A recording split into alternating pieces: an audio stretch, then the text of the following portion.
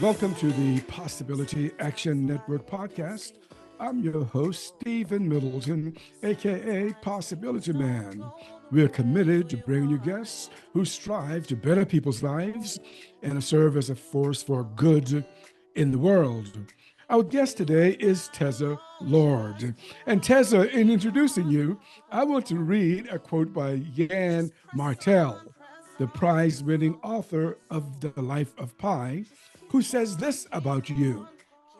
teZa Lord is one of those untiring foot soldiers of love without whom this life we live would be unbearable. I thought, what a beautiful tribute to a person coming from a prize-winning novelist. teZa is also an author.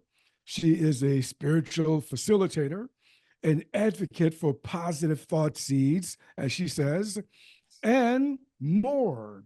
She's a yoga and meditation practitioner, an adventurer, and self-described nature freak. teZa is the creator of the Loving Nature community.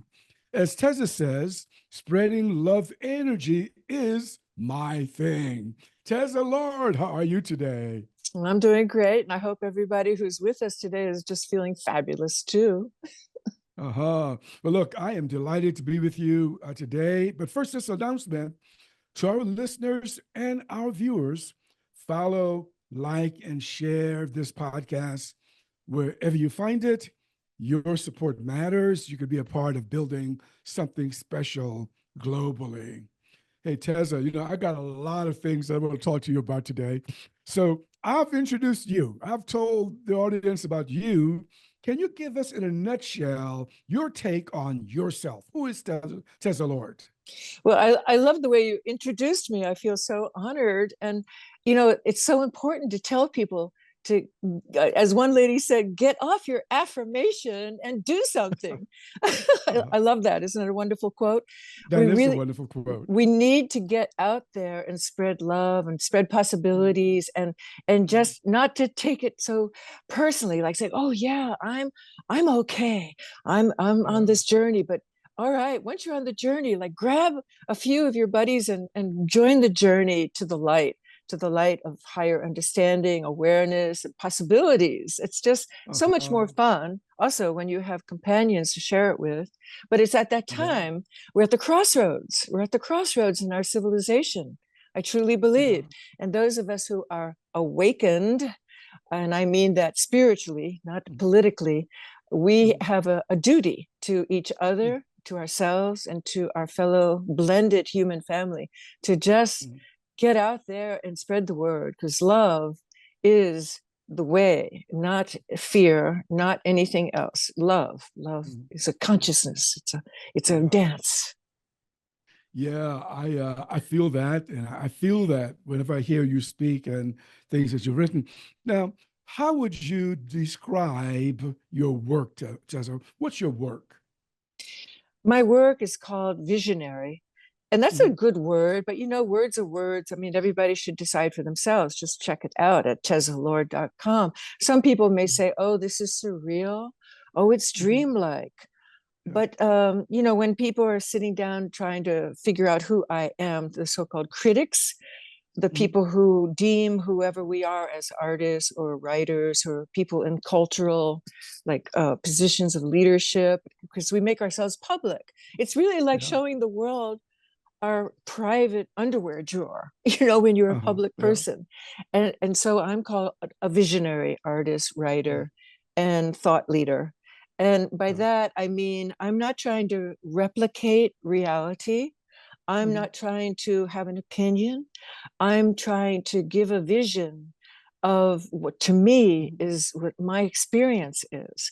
And I wanted to have these experiences ever since I was a child, because like all of us, when we were children, we were in a state of bliss. We're all born that way. Nobody is born with a scowl on their face. Everybody is born in a state of bliss. And all the sadness and all the fear and all the trauma and all that comes from our life experiences. And we all have them. We know we do. And so our job is to heal from them as quickly and as expediently as we can. Mm. And then once we get to that place that feels like, okay, you know, life really is a blessing. Yeah. It's not Yeah. something to be endured. Well, then it's our Mm. responsibility to share it. So Yeah. I have been doing that all my life with art and writing, and most recent years podcasting, and Mhm. being, you know, very active on social media and wherever I can, speaking and Yeah. talking about love. Yeah. Well, you are doing the work of an artist, that's for sure, because as someone says, you know, artists gives us a way of living, you know. So yeah, Mhm. you're doing that. But I want to unpack a lot because just a lot that I'm going to delve into a little bit of this. Sure. So let's talk about life for a moment. I'm going to talk a little bit about your life, and I want to talk just about ordinary life for the average human being on the planet. And let me throw this out there. You tell us what this is about for you. I read or heard you say that you are, or were once, a Caribbean pirate. Yes. So tell us about that. Well, that's a good place to start. Um, Mhm. I'm an ancient person. I'm pushing 2000 now. And in one of my lifetimes, I was a protester of the Vietnam War back in the late 60s, early 70s. And I just, you know, everybody was saying, love it or leave it. And really, anybody who is disgruntled with their life or their country or their marriage or their job, just get another one. So I said, okay. So I went to the Caribbean because I had already learned how to sail.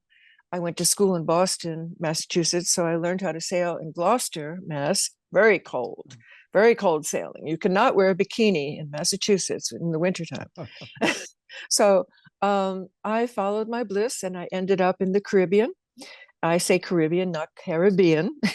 Yeah, yeah. Everybody's got a different way, tomato, tomato.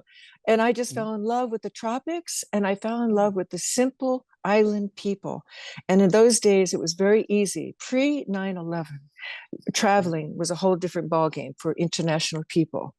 And island hopping was a matter of just showing up at an airport and hopping on a private plane, or showing up at a seaport and saying, hey, can I just stow on your ship or your boat or Mhm. your transport or your cargo ship? And it was very easy. And I just had this desire to be with people who were not into the materialism of continental United States and also Europe. I had been to Europe by that point.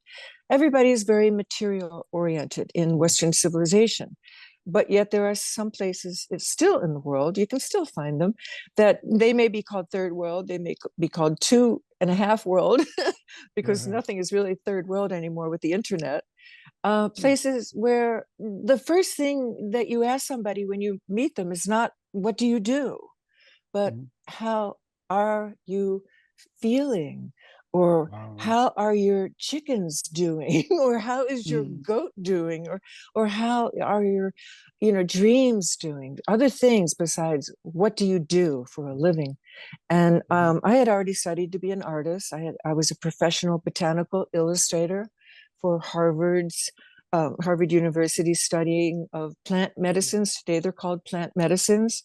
And in Yeah. the early days, it started with ethnobotany. Mm. It's a cross between anthropology and botany. And I was involved with research and mostly illustrating. And so I wanted to be in the jungle where these plants grew.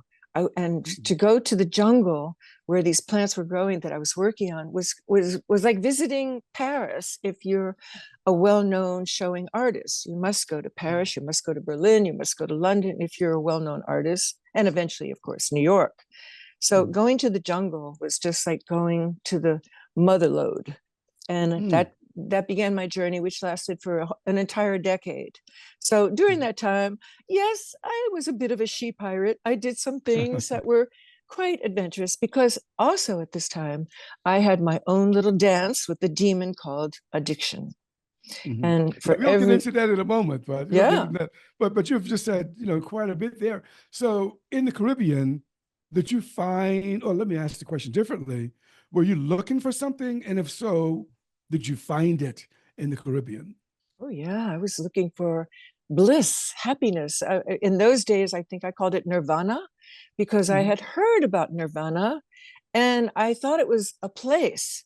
I thought it was doing something or being Mm. somewhere. I didn't yet realize that it was inside of us, which is, of Yeah. course, the real source of joy and bliss. But I thought Yeah. it would be away from America, away from Mm. the tension, not just with materialism, but it was very racially tense. And Mhm. the last place I lived in before I left America was Roxbury, Massachusetts. They were having Mm. race riots. I myself was involved with a lot of racial tension because I was living in the ghetto. They called it the Yeah. ghetto, but it really was a Uh-huh. beautiful old ship's sea captain's ship place, with widows' peaks and everything, beautiful Mm. homes. And that's where I ended up living. So Mhm. I was looking for the source of true Uh-huh. happiness. Okay. So let me ask you point blank.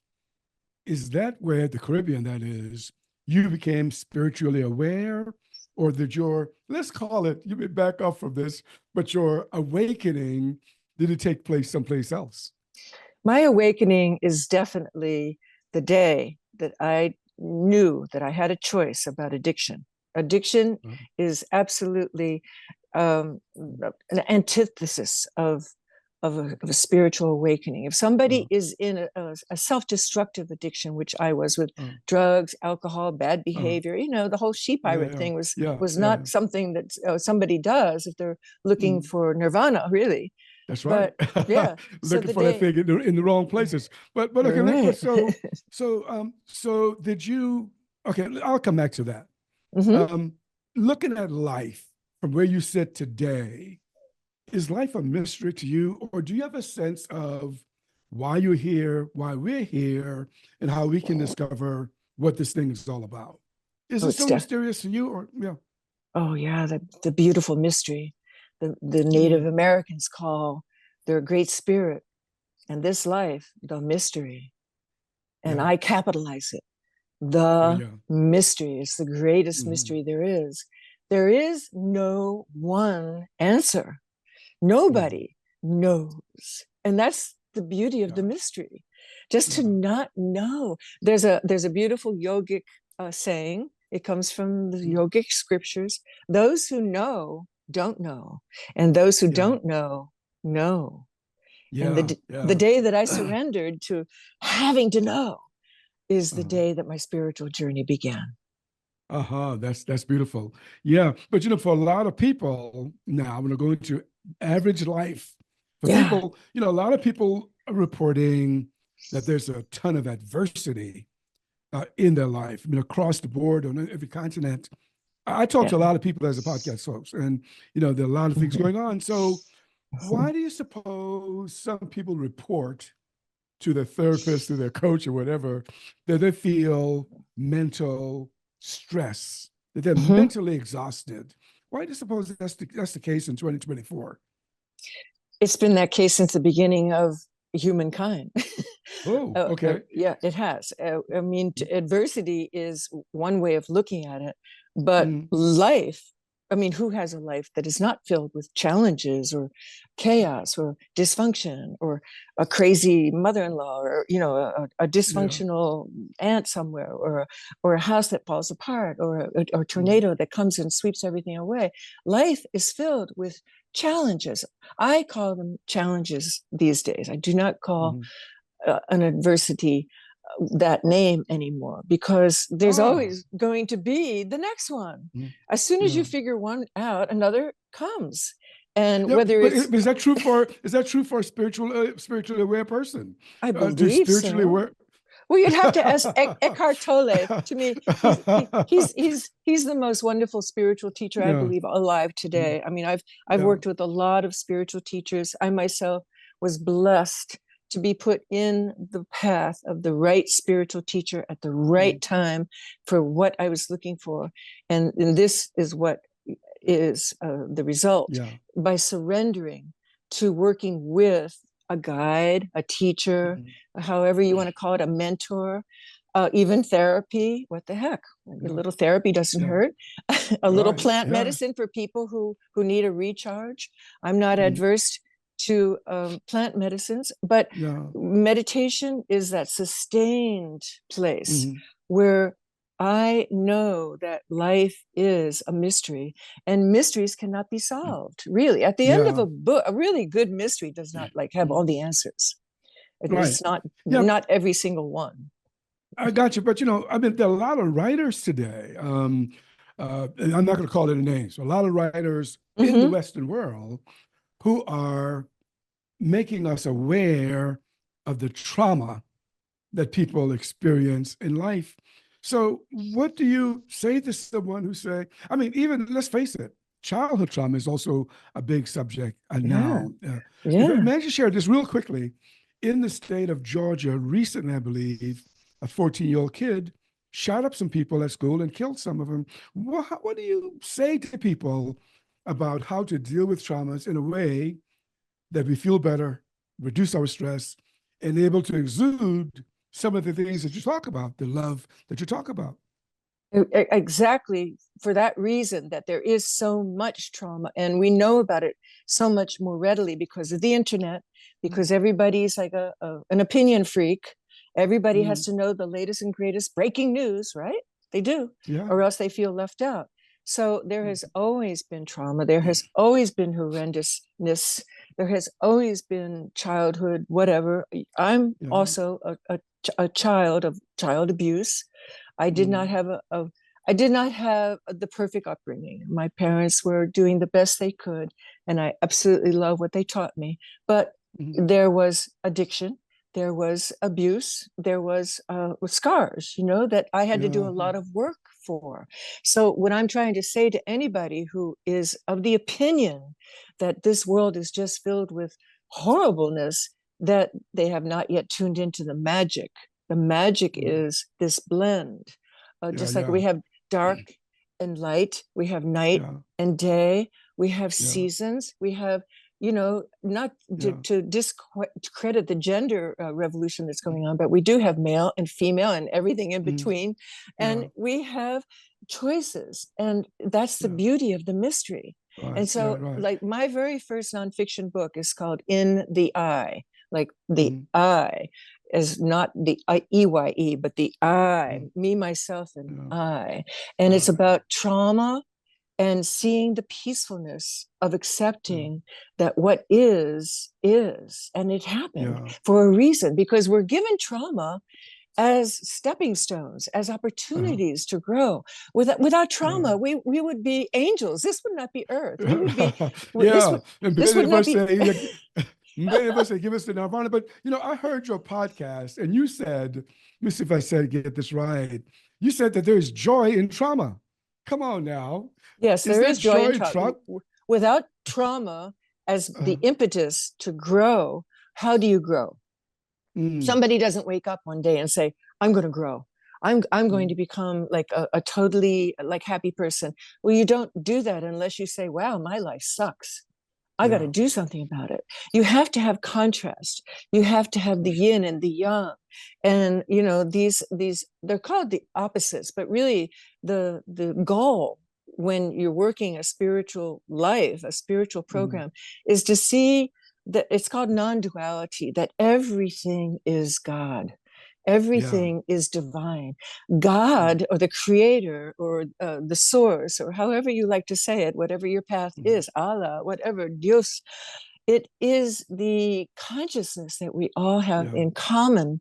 It doesn't Mm, matter that you were born male and you happen to be a black person, and I'm born female and I happen to be, sort of white, covered with soot from the fireplace right now because I've been camping.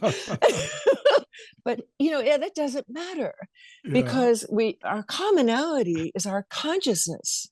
and Mm, and the reason I know this is because we're breathing, we are alive, we are, mm, without our even thinking about it, we're taking an in breath, we're taking an out breath, and the planet is alive, mm, the yeah. planet is breathing, the planet Yeah. has the clouds and the storms, and Right. and Yeah. the and the cosmos is breathing. If you look Yeah. through any of these telescopes, the further you go out in space, everything is moving, like the Yeah. miasma.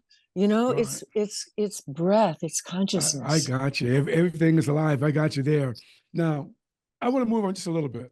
And I Okay. want to talk about resilience for just a moment. And Mhm. I know I want to talk about, human resilience, and the resilience of other animals, the resilience in nature. Talk about resilience for a minute. Now, you said, if I get this wrong, correct me, but I think I got it right. You said that your life is a testament to transformation, and I'm reading this to mean resilience. If I got that right, tell us about that. Well, a lot of people who have been through what I have been through, which had to do with addiction and Mhm. seeking the ultimate in adventure, which led me to the she pirate thing and other things, including being jailed in the Dominican Republic for so-called attempted assassination of the local prosecutor, which was all bullshit. It was just Mhm. fabricated. But a lot of people succumb to this and they just either commit suicide or they just give up and their souls break and they just say life really does suck. And Mhm. that's the test. Because, Mhm. like I said earlier, without these tests, what are we?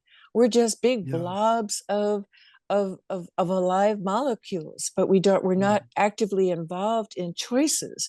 And each choice that we make leads us either closer to the light of love or further away to the Mhm. darkness of fear.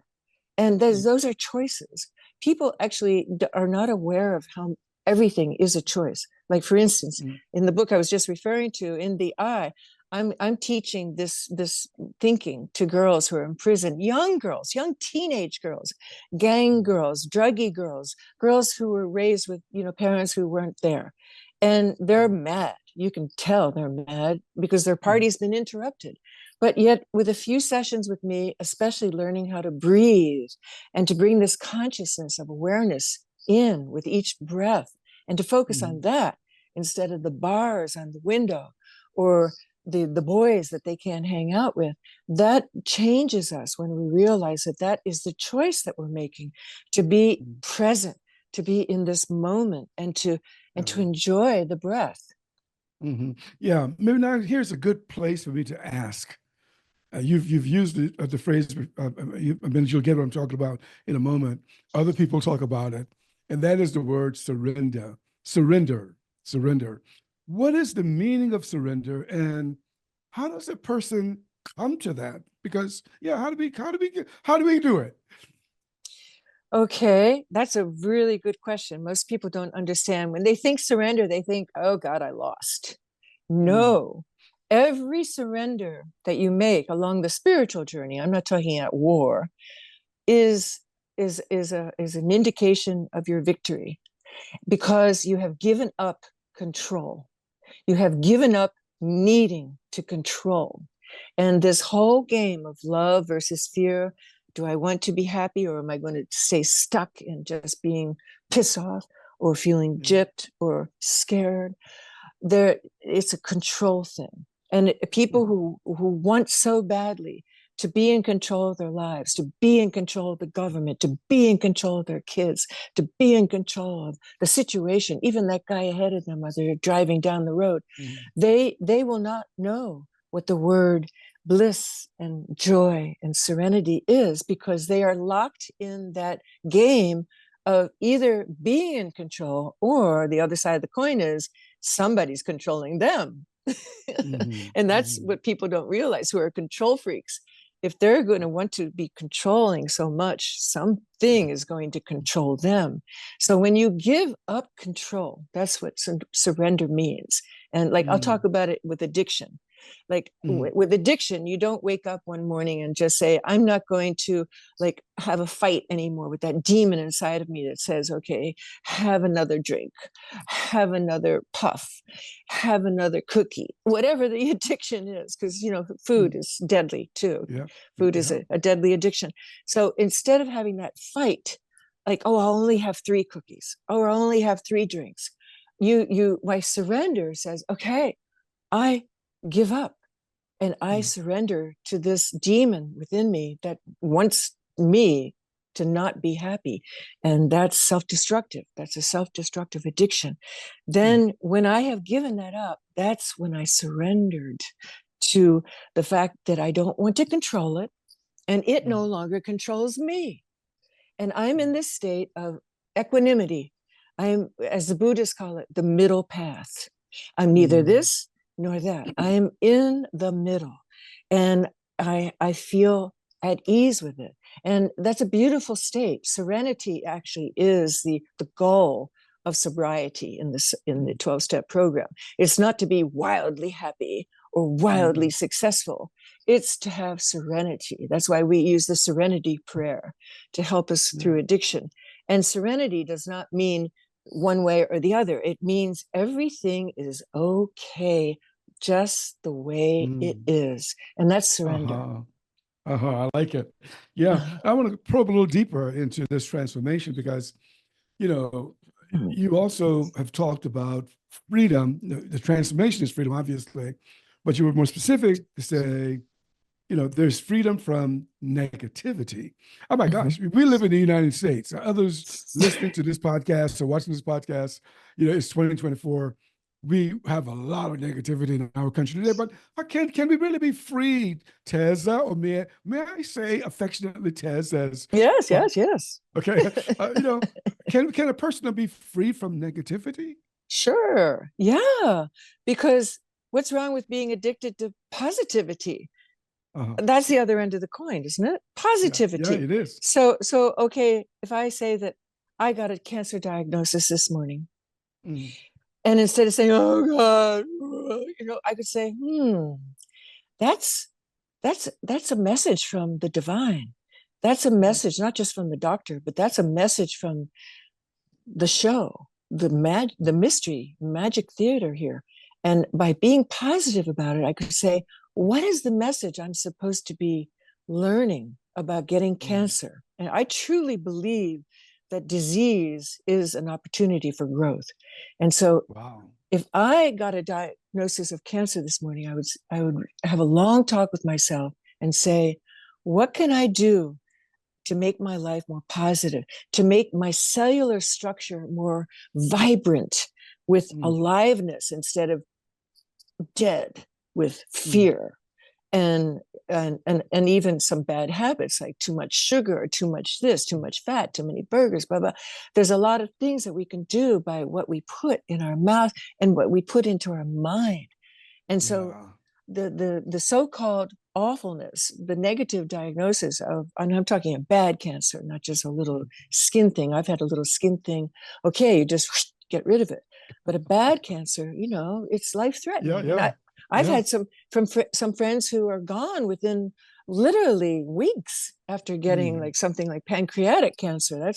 That sneaks up on you, and all of a sudden, boom.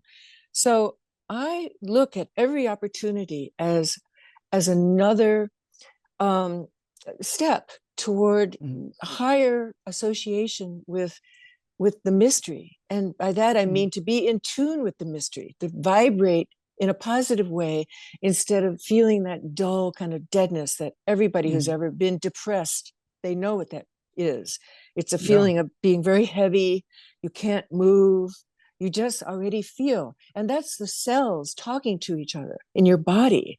And so if Mm, if we have a positive outlook about even something so awful as a cancer diagnosis, a so-called awful diagnosis, then we can say, this is an opportunity to change my life. And I mm. know many people who have completely changed their lives and completely, healed themselves. They may call Yeah. it when it goes into remission, but really, a lot of people are totally cured after many, many Hmm. years. Hmm. I got it. Yeah. Um, yeah. So just to move the ball just one step further, you've said it once again. If I quote you and misquote you, let me know.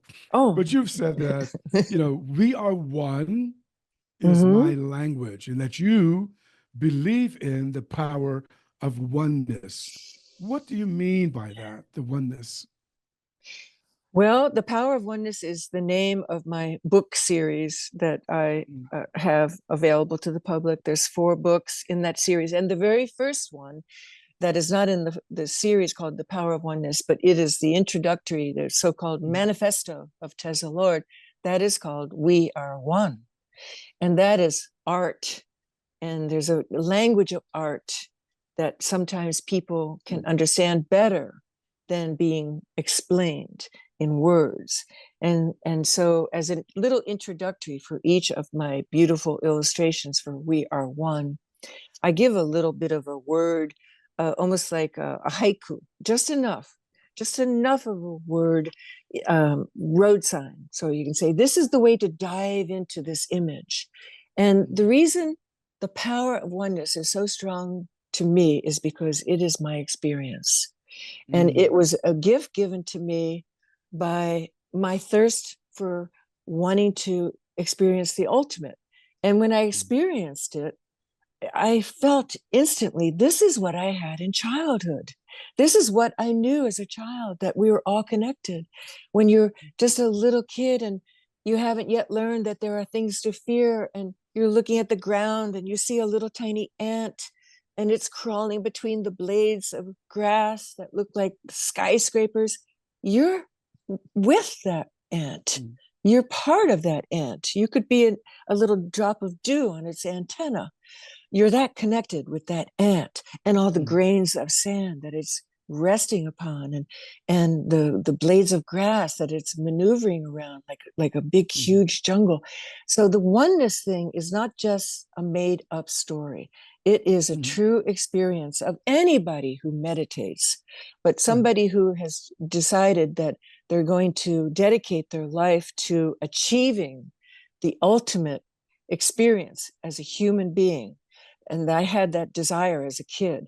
I didn't think it would be like jumping off a building and flying. I knew that there are limitations because I don't have wings, but I knew that there's an experience of being human that was so profound that I could achieve it as a human. I don't have to wait to die and be an angel. Yeah, I got. So you don't deny that in the world today, you've got conflicts between groups, Oh my gosh, conflicts between everywhere. pigmentation, Oh, religious. everywhere.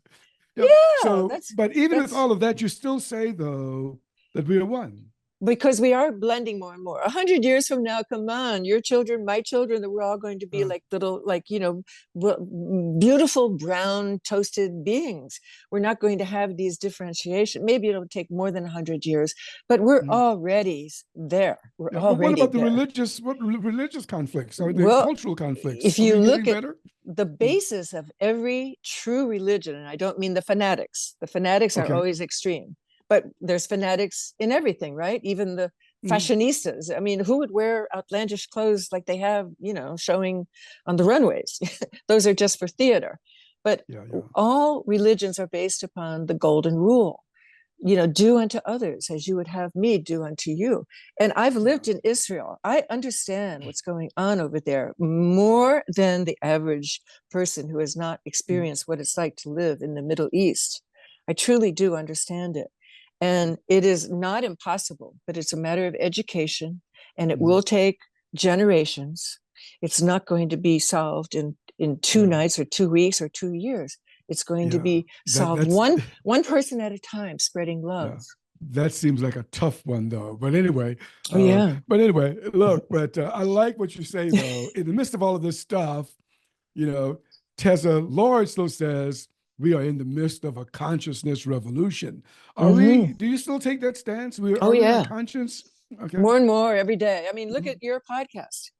A Yeah. podcast like the Possibility Action, I think, Network would be Yeah. impossible to have like just a couple of years ago, really. Yeah. And each year, more and more, because I've been a podcaster now for 5 years, Mhm. and more mindfulness, Mhm. awareness, like talking about uplifting rather than business or fashion or mechanics or how to raise your kids. Those are all important subjects, but more and more people are interested in how can I be happy, because the world Yeah. does seem very stressed out only because of the internet and the accessibility of the news, and people Yeah. stop watching the news. I mean, if you must know what's Yeah. happening, read the news so you don't get Uh-huh. the bias of the Yeah. pundits and the person Mm. who's telling you stuff that's going on, because They know. they don't tell you the good stuff. Yeah, they know how to get ratings, don't they, Tess? They know how to get Yeah, ratings for sure. Yeah, yeah. yeah, it's But all look, the in this, drama stuff. Yeah, that's right. As they say, if it doesn't bleed, it doesn't lead. But Well, yeah, look, that's true. in this consciousness revolution of yours, you've already given us one thing that a person can do if they choose to, and that is breath work. Now, most of us, like me, we don't know what breath work is all about. So educate us. What's breath work? Well, so let's start with the word awareness. Okay. Okay, awareness means to focus. Like if I'm driving down the road and all of a sudden a deer comes out and I hit the deer, which did happen the other day, that means that my awareness was not open enough to see the deer, right? And but if my awareness is out there, I could see the deer and avoid perhaps hitting it, killing it, or injuring the people in the car. Awareness means focusing. And so when we're focusing on something, I'm using my hands because awareness could be like here, we're aware of the whole world. We're aware of the sun. We're aware of the moon. But if we bring our awareness down to a pinpoint of a breath and we watch it come in and we watch it leave our own body, did you see how that stilled the Yeah. moment? Mm-hmm. That I see. stilled everything. Yeah. Yeah. Yeah. That's an exercise that all of us can do. We don't have to be spiritually aware or liberated or anything. We can just practice breathing. I Okay. put up some All right. helpful hints on my YouTube channel, and I call them Okay. mind stillers. Yeah. Mind Yeah. Okay. stillers. Tell me. I wanted to ask you about that. What do you mean? Tell Yeah. us about those mind Well, stillers. because of the mind, we all have the And you're monkey using your mind. fingers for those who are listening Yeah, on audio yeah. platforms. I actually have to move my fingers a lot because I'm in a library right now. If I don't move Mm. something, the lights will shut off.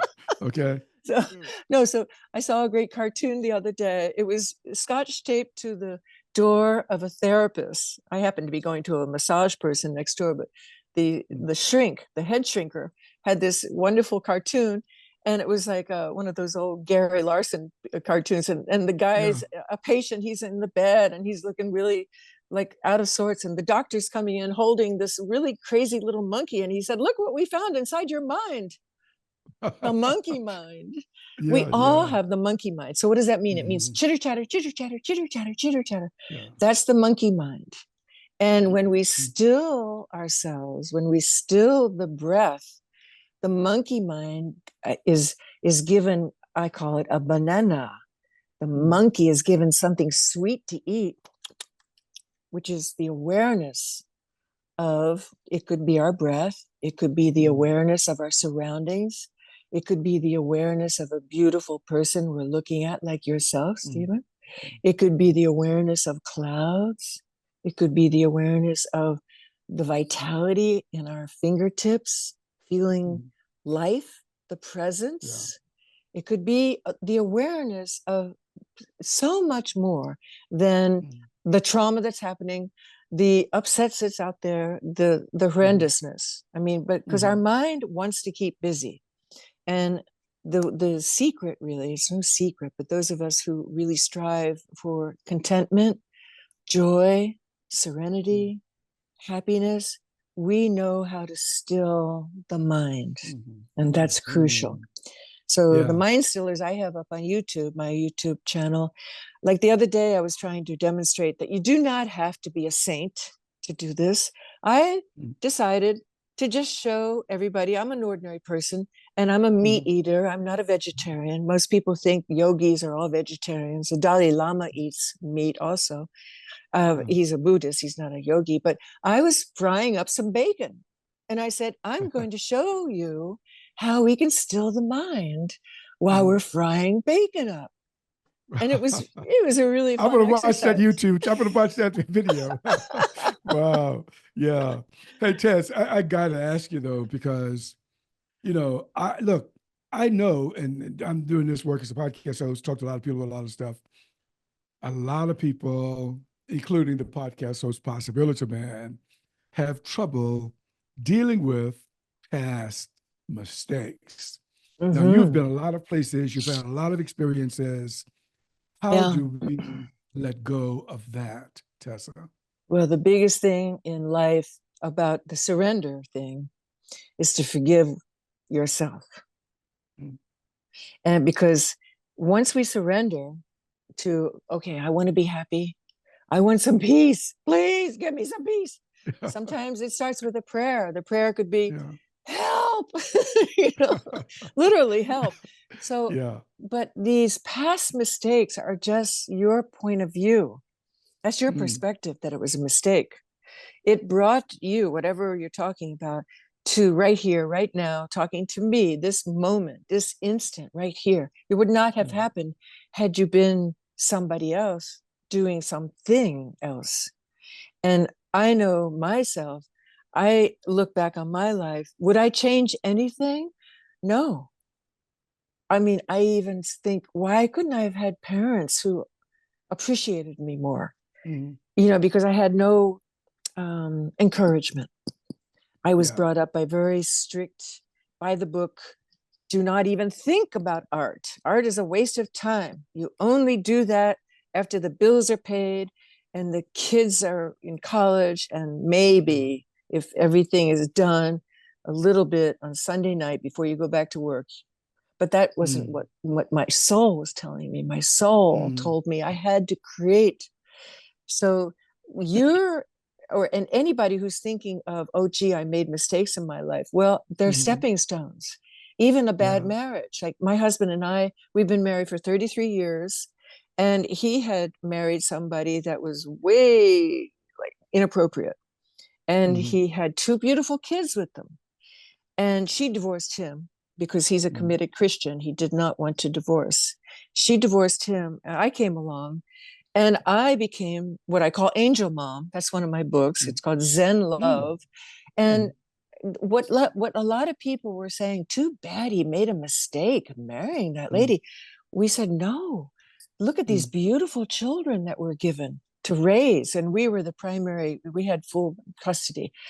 Mm. And what a beautiful opportunity for us to grow with them.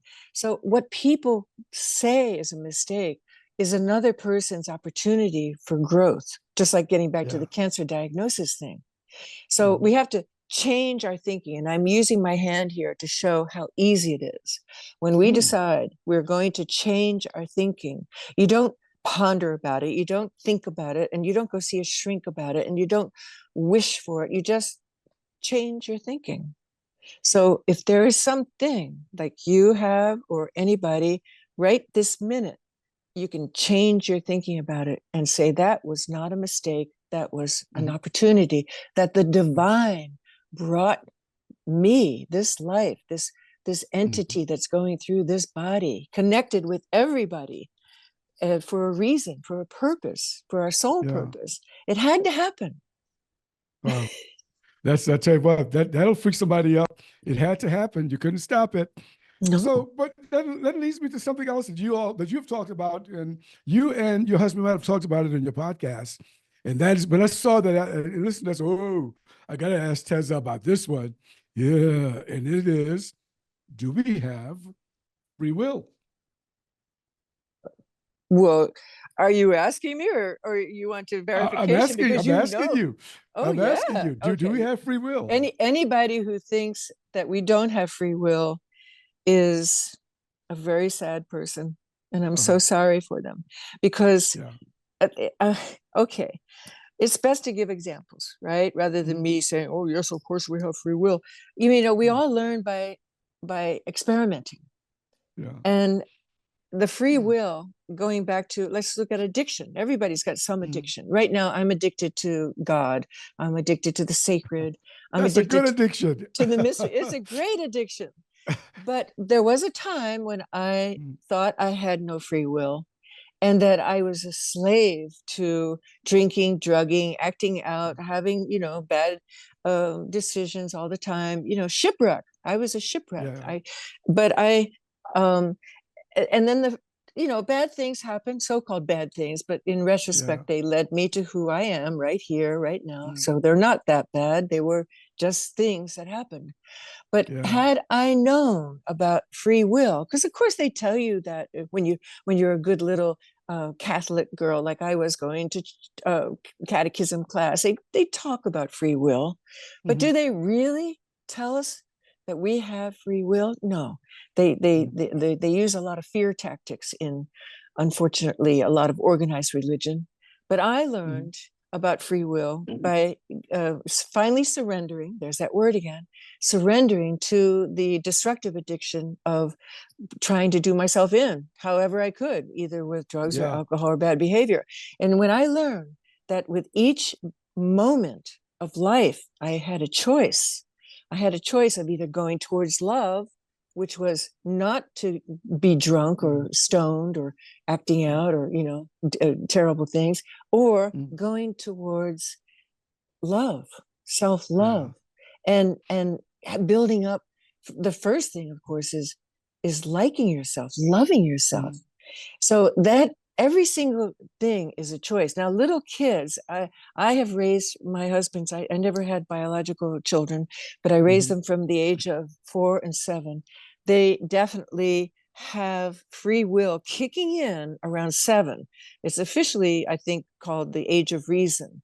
Up until 7, a kid can even like not be held accountable if they murder somebody. If they pick up a gun and shoot daddy, that little Mm-hmm. kid, if they're 5, is not going to go to prison because they have not yet come to what they call, in legal terms, the age of reason. And that's why it's upon us, incumbent upon us as parents and role models, to teach our children really the difference between good habits and bad habits, and no, don't Mm-hmm. touch the gun and don't aim it at anybody. And so, but as soon as we hit 7, something happens to our consciousness. That consciousness clicks in because it has elevated to a certain level of understanding the relationship of the world. Like that that age of we are one, being a little child, has now Yeah. grown, and we see, oh my God, there's other personalities around. Maybe we are not really one anymore. It's me, my. And then you start Mm-hmm. getting into like fear. But right at that time, if there's good guidance, you can be taught, yes, that every choice matters. Every Mm-hmm. time you think you're stealing something and God doesn't see, oh, there is such a thing as karma. If you do Mm-hmm. something today, something's going to happen. Maybe not next week, but Mm-hmm. something will happen to Yeah. adjust for this action reaction thing, which is a law of the Right. universe. It's a law of the Yeah. universe. I got you. I got you. Yeah, I heard someone say once that even if you think you don't have free will, it's a good idea to act as if you got free will, you know. But look, Well, if we didn't have free will, this would be total chaos here. it would be Everybody chaos. would That's for sure. everybody would be shooting each other Oh my and gosh. robbing from Yeah. each other. I mean, Yeah. we do call it civilization, I think, and we have evolved from the caveman days. Yeah, that's for sure. Hey, look, just two more things, Tess, that I got to ask you about because, and both of these are huge in your life and in your work. And that is, you identify yourself as an environmentalist, or let me add an adjective to it, or maybe should I make it an adverb? Spiritual environmentalist. What does that mean to you? Well, also another part of that definition is I truly believe anybody who calls themselves spiritual or wants to be happy in this world, Mm, it, 21st century, the way we're going to do that is by having a relationship with the earth, that we are one. We are one with the earth, mm, not just we are mm, one with every person and every plant and every rock and every cloud, but we are one with this mm, entire existence. So the environmental identification that I call myself is awareness. I'm not mm. just aware, like, oh, I'm so proud of the fact that I got happy and I'm no longer killing myself. But once you wake up and realize that you have a free will and you have a choice, the way to spread the love of yourself is to show Mm, it to the world. And mm, environmentalism, to really do whatever you can to help awaken other people to the mm. needs of the planet. Like, stop Yeah, buying so much. Why does everybody have to have a new iPhone? Why does yeah. everybody have to have new clothes? They don't. We can recycle, we can reuse, don't have to use Mm, so much energy. We can drive mm. a sufficient car, maybe even share a car. So the materialism thing is really involved with spiritualism. If you're interested in having a happy spiritual life, but you just want to buy, that's going to be conflictual. You're going to have a lot of trying to figure things out, like, where did I go wrong? Why do I have this bad feeling inside that I'm not doing my duty, that I'm not exercising my free will? Yeah, I hope got that it. answers And it. yeah. And is this what you mean by the modern spirituality? Then what you've just shared? Yes, the modern Mm-hmm. spirituality is not just this ego oriented, like, I'm okay, Mm-hmm. you're okay. That was like back in the 80s or something. Now it's like, let's make the world healthy again. Yeah. But that won't Mm-hmm. happen until we heal each one of ourselves individually. Yeah. So first Mm-hmm. comes self-love. This is the way the power of oneness works with my book. Okay. First, we have to learn self-love. We have to really, really realize that we are divine and that we are sacred beings in this human experience that is blood and guts and all that stuff. That Mm-hmm. is the book called In the Eye. And next, we learn to love others the same way we can love ourselves, because we can't love Mm-hmm. anybody else until we truly love ourselves. And Yeah, that's that's for Zen love. sure. That's the book called Yeah. Zen Love. Then we start listening to nature, because nature is part of us and we are part of nature, and we are Mm-hmm. one with nature, not just in our environment, not just the tree outside our window or the park down the street from our apartment, but the entire planet and beyond. If we can look into the sky and see that magic, the Yeah. mystery out there. And that's the Yeah. book called Hybrid Vigor, where we decide Mm-hmm. right here, right now, to reinvent ourselves, not as Homo sapiens, like we know, but Homo spiritus, that we Mm-hmm. actually imbibe and we choose and we have the free will to reinvent ourselves, to rebirth ourselves as Uh-huh. spiritual beings.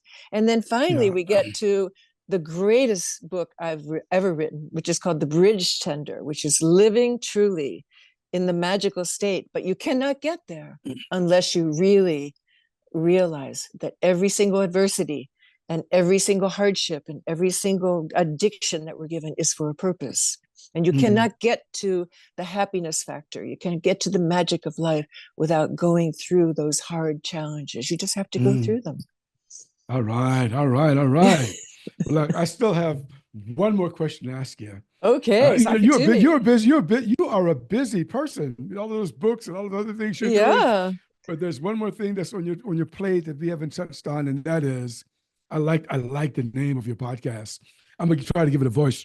The Z Lord Podcast. The Z Lord podcast. Yeah. So tell us about your podcast. I had a little jingle, but my husband said, "Knock it off, Tez." He sometimes doesn't appreciate my sense of humor. Well, my last name is Lord. Aren't I blessed? That's why I married my husband. I had to have his last name. I chose him in the phone book by his last name. His That's Carter. cool. I Yeah. was wondering if that was like an adopted spiritual name or something. Yeah. But whoa, okay, Well, Lord is my married name. Carter okay, Lord is the man I married. And okay, Z is for teZa, which is with a Z, not an okay, S. And teZa is my spiritual name.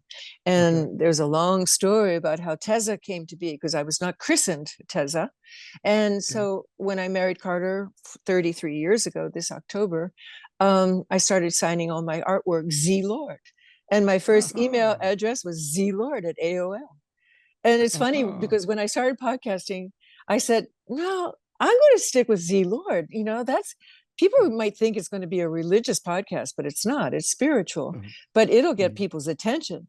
Well, wouldn't you Yeah. know it? I get this rapper writing me, and his name is Z Lord. He said, "Hey man, what are you doing Wow. taking my name?" I said, "Hey brother, I was Z Lord before you were probably even born."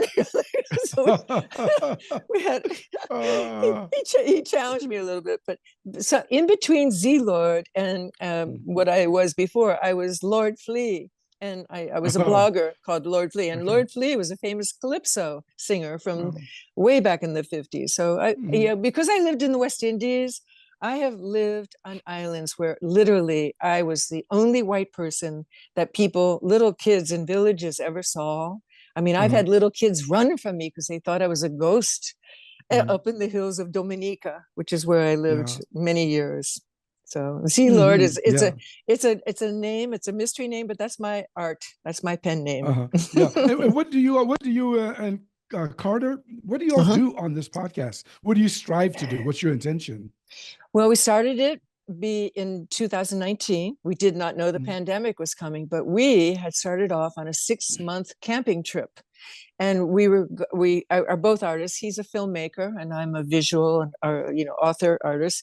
And so I said, "Hey Carter, this will be a fun thing to do." He said, "What's a podcast?" And so I started it. I had to learn all the technology. So for six Yeah. months, we were car and tent camping all around Canada, all around the western part of the United States, ending Mm. up going through Big Bend, Texas, which is an out of sight place down by the Rio Grande, and Mm. coming back to where we live in Florida at the start of what became quickly known as the pandemic. So Mhm. for 6 months, we were sharing with everyone the spiritual journey of being adventurers and campers and nature freaks, and just seeing the world through the eyes of people who don't need a house for 6 months, and Mm. living off of campfires and cooking our food very simply and doing Mm. things like that. And then when the pandemic hit, I said, we're going to take the adventure inside. We're going to start exploring all those things that make life itself an adventure. Mm. So if Mm. anybody looks at the archives, because they're readily available, all 5 years of the podcast are available. There's a lot of introspective explorations. And I must say, I Mm. must tell you, the only guest that we ever had is our dear friend, Dr. D. Israel, who turns 100 in a week. And she Wow. is an African American woman. And we Uh, had her tell her whole life sitting on the couch during the pandemic. And it's so fascinating because she was born mm. in Harlem, and she was born 100 years ago in Mm. they figure it out, Wow. Yeah. 1924.